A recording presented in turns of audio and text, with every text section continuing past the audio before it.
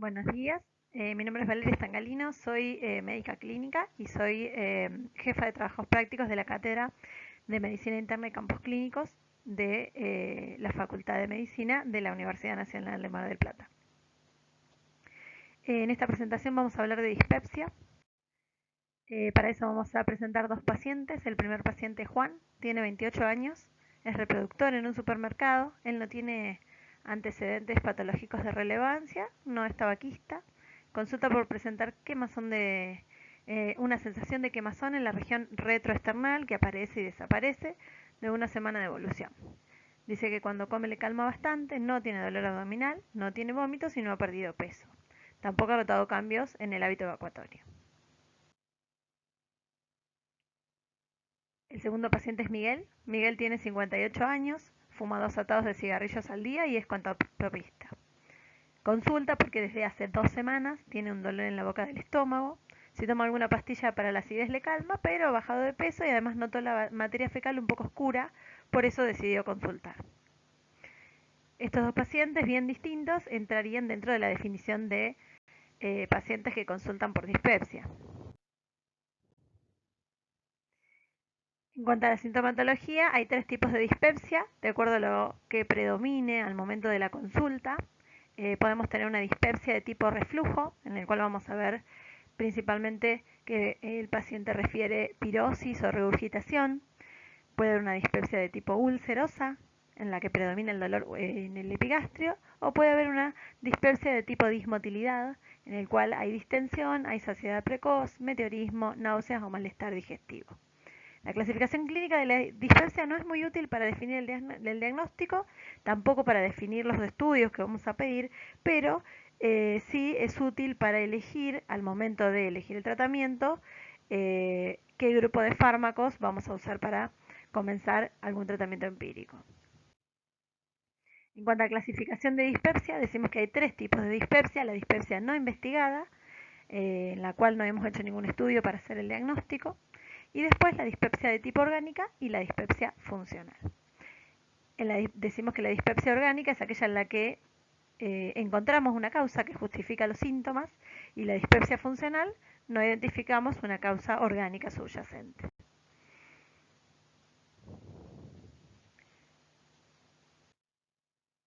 Bueno, esta listita muy larga nos muestra que el 60% de las dispepsias van a ser de tipo funcionales y en el otro 40%, que es la dispepsia orgánica, aparecen dos grupos de causas. Las causas frecuentes van a ser una úlcera péptica, la enfermedad por reflujo gastroesofágico y los fármacos, principalmente los AINES, pero también puede ser el hierro, puede ser la digoxina, la teofilina, que ya casi no la usamos, eritromicina, potasio.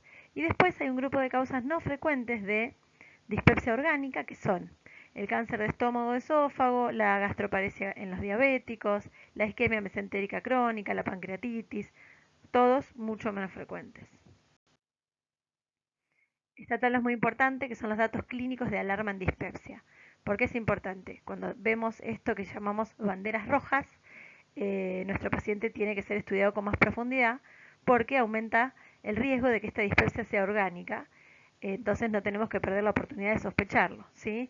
Estos signos de alarma o banderas rojas son la pérdida de peso significativa, no intencionada, los vómitos recurrentes, la disfagia progresiva, que tenga signos de sangrado digestivo, como es la anemia, la hematemesis o la melena, que aparezca un dolor continuo o de intensidad relevante, que haya una masa abdominal en el examen físico, linfadenopatías, organomegalias, ictericia, ascitis o antecedentes familiares de cáncer gástrico. Estas son las banderas rojas de la dispepsia. Bueno, vamos a hablar un poquito de las causas. Causas de dispepsia orgánica. Las más frecuentes son la úlcera gastroduodenal, entre un 5 y un 15% de las dispepsias orgánicas. Obviamente puede ser gástrica, en estómago o en duodeno, muchas veces relacionada con infección por Helicobacter pylori o con ingesta de AINES de manera no controlada. Se va a presentar como un dolor epigástrico urente, que va a predominar 1 a 3 horas después de comer. Va a mejorar con la ingesta, aunque esto es un dato que no es sensible.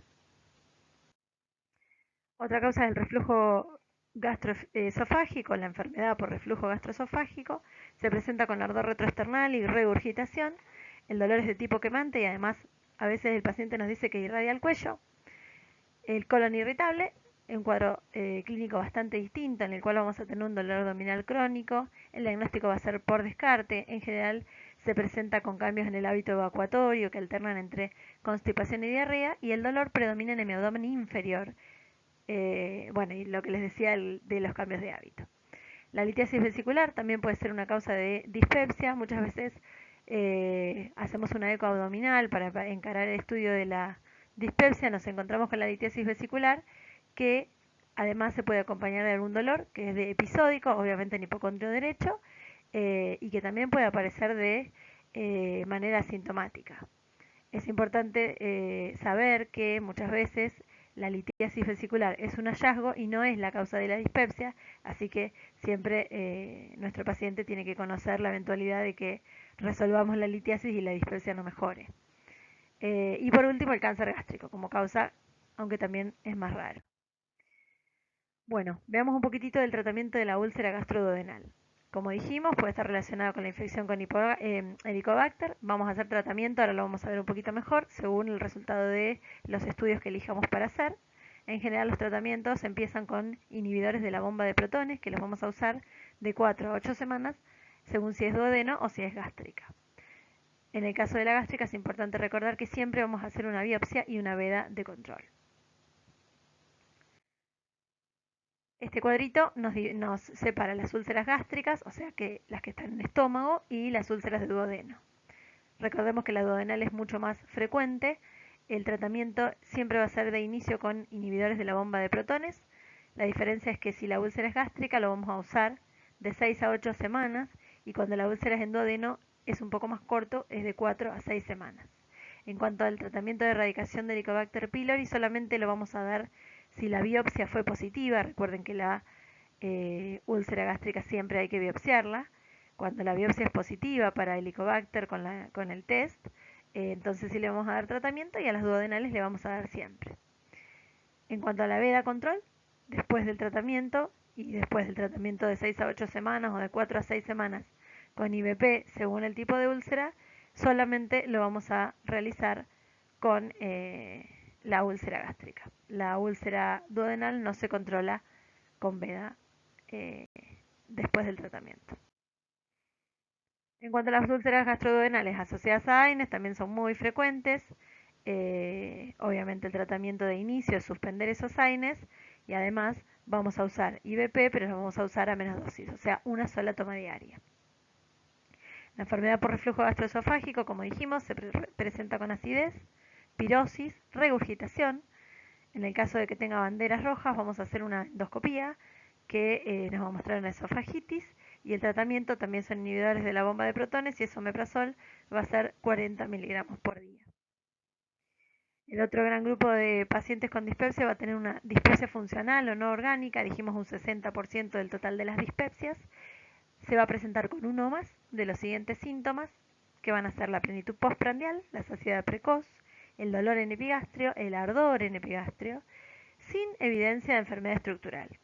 Recordemos que los criterios tienen que aparecer en los últimos 3 meses de los síntomas, y estos síntomas tienen que haber comenzado por lo menos 6 meses antes del diagnóstico. ¿Cuál es la causa de la dispepsia funcional? Bueno, ahí ven los signos de pregunta, porque la realidad es que existen varias teorías que son todas controversiales. Por un lado se asocia con alguna infección por Helicobacter, otra dice que son trastornos de dismotilidad gastrointestinal, inflamación del duodeno, infecciones gastrointestinales no diagnosticadas, alteración de la microbiota. Hay una hipótesis psiquiátrica, y otros hablan de intolerancia alimentaria. Una vez más decimos, en un diagnóstico de exclusión no tiene que haber evidencia de enfermedad orgánica, sistémica o metabólica que explique los síntomas en las investigaciones de rutina, que tienen que incluir siempre la videoendoscopía. El tratamiento de la dispepsia de tipo funcional empieza con medidas higiénico-dietéticas, y hay además opciones farmacológicas: la erradicación del Helicobacter, los IVP y los prokinéticos. A veces se avanza con otras terapéuticas, entre ellas la terapia psicológica, recordemos que la causa es multifactorial. Bueno, ¿cómo estudio a mis pacientes? ¿A quién vamos a estudiar y de qué manera? Cuando veo en el consultorio o en el internado un paciente con dispepsia, probablemente va a ser un paciente que va a venir al consultorio eh, o a una guardia, vamos a pensar primero si tiene clínica con alguna entidad puntual que yo pueda diagnosticar de alguna manera. Por ejemplo, reflujo gastroesofágico, colon irritable o litiasis vesicular. En el caso de que tenga clínica que me haga sospechar colon irritable o litiasis vesicular, vamos a ir para ese lado con los estudios para tratar de diagnosticarlos. ¿Y qué hago? ¿Pido una endoscopía o puedo empezar un tratamiento empírico? Tengo que pensar dos cosas. Si mi paciente es signos de alarma, que es los que vimos al principio con la banderita roja, y si es mayor o menor de 55 años. Si no tiene síntomas de alarma y además es menor de 55 años, no es necesario que le hagamos una endoscopía. Vamos a iniciar un tratamiento empírico que sostengo en principio por 4 semanas. Si ese tratamiento falla, puedo cambiar a otro grupo de fármacos. ¿Recuerdan cuando decíamos que había tres tipos? Tipo dismotilidad, tipo dolor, más dolorosa, según la forma de presentación, o una mixta.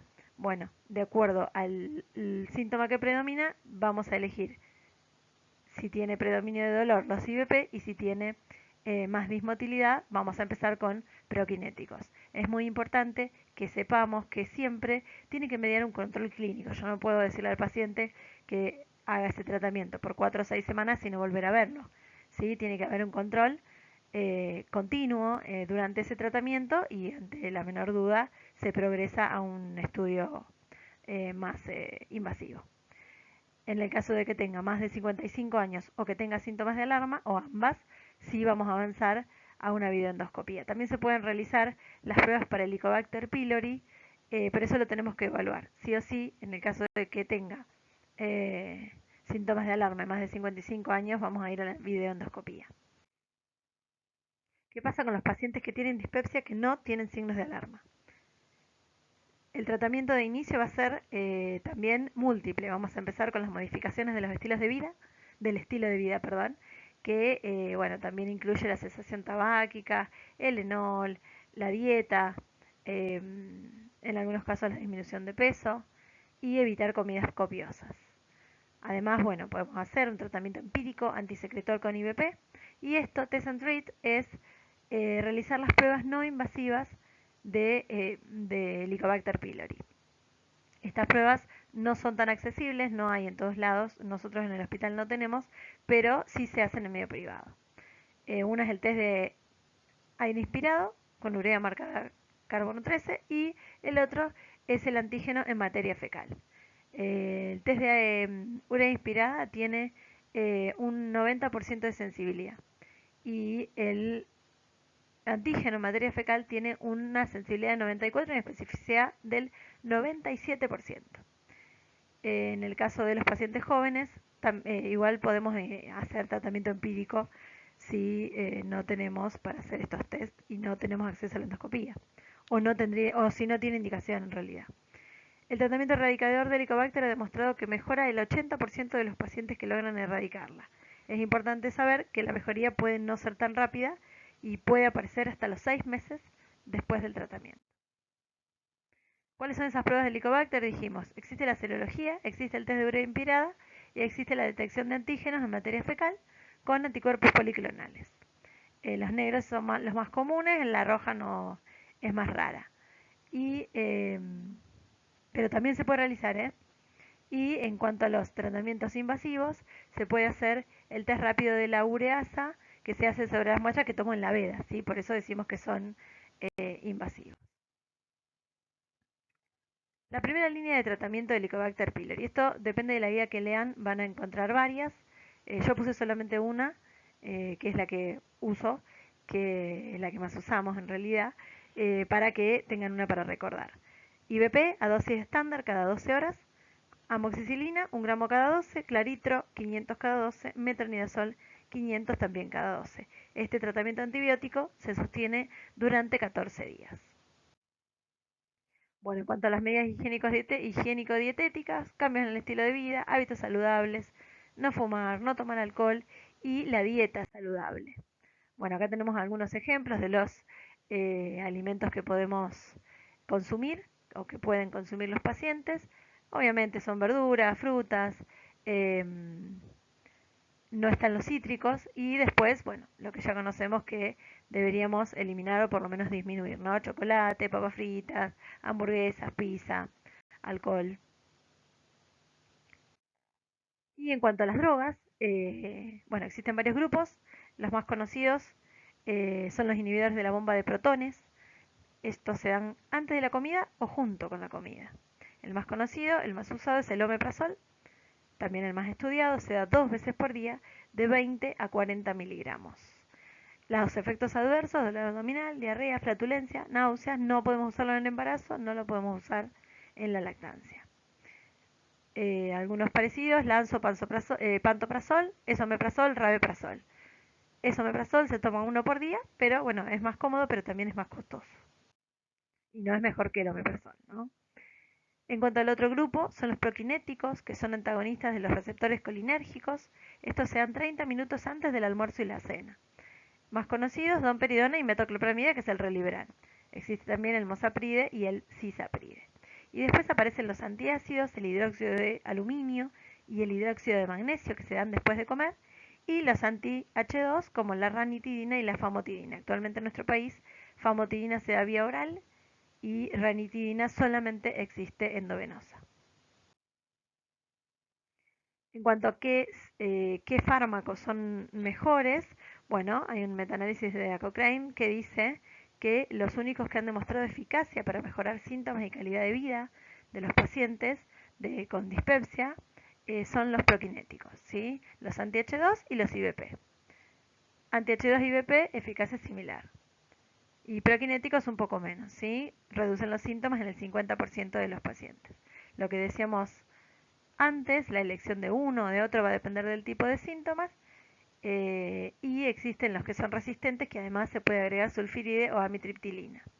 Y los antiácidos, el sucralfato y el bismuto no han demostrado ser eficaces para este tipo de pacientes. Bueno, muchas gracias.